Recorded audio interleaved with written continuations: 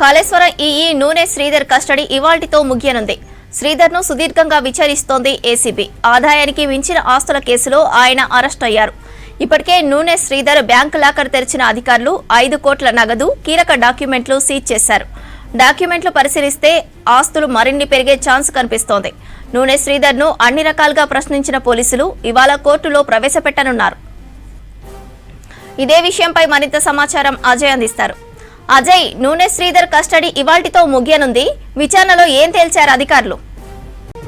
అక్రమాస్తుల కేసులో irrigation EE నూనె శ్రీధర్ 5వ రోజు కస్టడీ విచారణ కొనసాగుతుంది. నూనె శ్రీధర్ పెద్ద మొత్తంలో కూడా అక్రమ ఆస్తులు కూడబెట్టుకున్నారనే ఆరోపణలు తెరపైకి వచ్చిన క్రమంలో ఏకకాలంలో దాదాపు 12 చోట్ల కూడా ఏసీబీ అధికారులు సోదాలు నిర్వహించారు. సోదాల్లో పెద్ద మొత్తంలో కూడా అక్రమాస్తులకు సంబంధించి నూనె శ్రీధర్ కూడబెట్టుకున్నాడు అనేది కూడా ఇప్పటికే ఏసీబీ అధికారులు ఎస్టాబ్లిష్ చేశారు. ముఖ్యంగా హైదరాబాద్, రంగారెడ్డి జిల్లాలతో పాటు వరంగల్, కరీంనగర్ సంబంధించిన జిల్లాల్లో పెద్ద మొత్తంలో ఇటు ఫ్లాట్స్ కావచ్చు, లేకపోతే ఇతర భూ కొనుగోళ్లు నూనె శ్రీధర్ చేసినట్టు గుర్తించారు. సో నూనె శ్రీధర్ని ఇంకా విచారించాలి అని భావించిన అధికారులు, ఏసీబీ అధికారులు న్యాయస్థానాన్ని ఆశ్రయించి కస్టడీ కోరిన క్రమంలో 5 రోజుల పాటు నూనె శ్రీధర్ని కస్టడీకి న్యాయస్థానం అనుమతించింది. సో 4 రోజుల పాటు కూడా నూనె శ్రీధర్ కస్టడీ విచారణ కొనసాగింది. 4 రోజుల కస్టడీ విచారణలో కూడా చాలా క్రెడిబుల్ ఇన్ఫర్మేషన్ ఏసీబీ అధికారులు సేకరించారు. ముఖ్యంగా కొన్ని ఆస్పెక్ట్స్లో ఏసీబీ అధికారులు నూనె శ్రీధర్ని ప్రశ్నిస్తున్నారు. ముందుగా నూనె శ్రీధర్ సంబంధించి అతని ప్రొఫైల్ అనుకోవచ్చు, అతను పనిచేసిన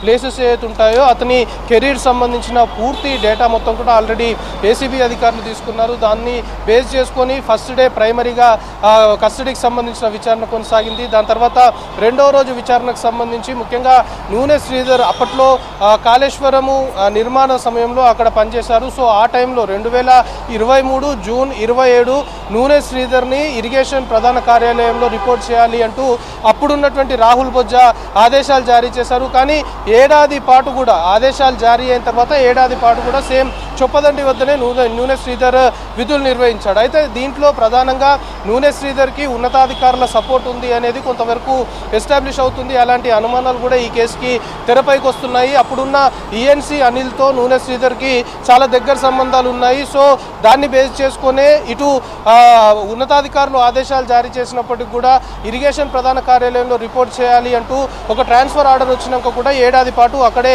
పనిచేశాడు అంటే ఖచ్చితంగా అతనికి ఇతరుల సపోర్ట్ ఉంది. ముఖ్యంగా అప్పటి ఈఎన్సీ అనిల్ సపోర్ట్ ఉంది అనేది కొంతమేరకు అనుమానాలు వ్యక్తమవుతున్న క్రమంలో ఆ కోణంలో కూడా 2వ రోజు కావచ్చు, 3వ రోజు సంబంధించిన కస్టడీ విచారణలో నూనె శ్రీధర్ని క్వశ్చన్ చేశారు. దాంతోపాటు మెయిన్గా నూనె శ్రీధర్ కుటుంబ సభ్యులు కావచ్చు, సన్నిహితులు, అత్యంత దగ్గరగా ఉన్న వారిని కొందరిని పెట్టుకొని బినామీలుగా పెట్టుకొని పెద్ద మొత్తంలో ఇటు అక్రమంలోకి పాల్పడ్డారు, అక్రమాస్తులు కూడా పెట్టుకున్నారనే ఆరోపణలు కూడా ఉన్నాయి. కాబట్టి బినామీలకు సంబంధించిన దానిపైన కూడా ఏసీబీ అధికారులు ఆరా తీశారు. సో నిన్న 4వ రోజు కస్టడీ విచారణకు సంబంధించి నిన్న చాలా కీలకమైన నూనె శ్రీధర్ సంబంధించిన బ్యాంకు లాకర్, ఎస్బీఐ సంబంధించిన బ్యాంకు లాకర్ని కూడా అధికారులు ఓపెన్ చేశారు. అందులో దాదాపు 5 కోట్ల రూపాయల వరకు నగదుతో పాటు వివిధ ప్లేసెస్లో ఉన్నటువంటి స్థిరాస్తులకు సంబంధించిన కీలకమైన డాక్యుమెంట్స్తో పాటు ఇటు బంగారు ఆభరణాలను కూడా ఎస్బీఐ సంబంధించిన లాకర్లో అధికారులు ఐడెంటిఫై చేశారు. ఇక ఈ రోజు 5వ రోజు సంబంధించిన కస్టడీ విచారణలో ఎంటైర్ నూనె శ్రీధర్ వ్యవహారానికి సంబంధించి ఇంత పెద్ద మొత్తంలో కూడా అక్రమ ఆస్తులు కూడబెట్టుకున్నాడు అంటే ఇతనికి ప్రత్యక్షంగా కావచ్చు, పరోక్షంగా కావచ్చు సహకరించిన వారు ఎవరు, ముఖ్యంగా ఉన్నతాధికారుల సపోర్ట్ ఉందనే అనుమానాలు, అలాంటి ఆరోపణలు ఈ కేసులో తెరపైకి వస్తున్నాయి. కాబట్టి అటు ఈఎన్సీ అనిల్ సంబంధించిన పాత్ర ఏంటి, దాంతోపాటు ఇంకా ఇతర ఉన్నతాధికారులు ఇరిగేషన్ డిపార్ట్మెంట్ సంబంధించి ఎవరు నూనె శ్రీధర్ సపోర్ట్ చేశారు అనే కోణంలో ఆరాధిస్తున్నారు. దాంతోపాటు కుటుంబ సభ్యులు, అత్యంత సన్నిహితులు, వీళ్ళలో ఎవరిని బినామీలుగా పెట్టుకున్నాడు, ఇంకా ఎక్కడెక్కడ గుర్తించని ఆస్తులు ఇంకెన్నున్నాయనే కోణంలో కూడా క్వశ్చనింగ్ కొనసాగడంతో పాటు ఈరోజు చాలా కీలకంగా నూనె శ్రీధర్ సంబంధించిన బ్యాంక్ స్టేట్మెంట్స్ అనుకోవచ్చు, బ్యాంక్ అకౌంట్స్ సంబంధించి ముఖ్యంగా ఫినాన్షియల్ ట్రాన్సాక్షన్ సంబంధించిన పూర్తి వివరాలు కూడా ఈరోజు ఏసీబీ అధికారులు సేకరిస్తున్నారు. సో మొత్తానికి ఈరోజు సాయంత్రం నూనె శ్రీధర్ సంబంధించి 5 రోజుల కస్టడీ పూర్తవుతుంది. సో కస్టడీ పూర్తయిపోయిన తర్వాత ఈరోజు న్యాయస్థానం ముందు ఏసీబీ కోర్టులో మళ్ళొకసారి ఏసీబీ అధికారులు హాజరుపరచనున్నారు. మనకంతున్న ఇన్ఫర్మేషన్ని బట్టి నూనె శ్రీధర్ సంబంధించిన కస్టడీ విచారణలో అతని స్టేట్మెంట్ మొత్తం కూడా రికార్డ్ చేస్తారు. కాబట్టి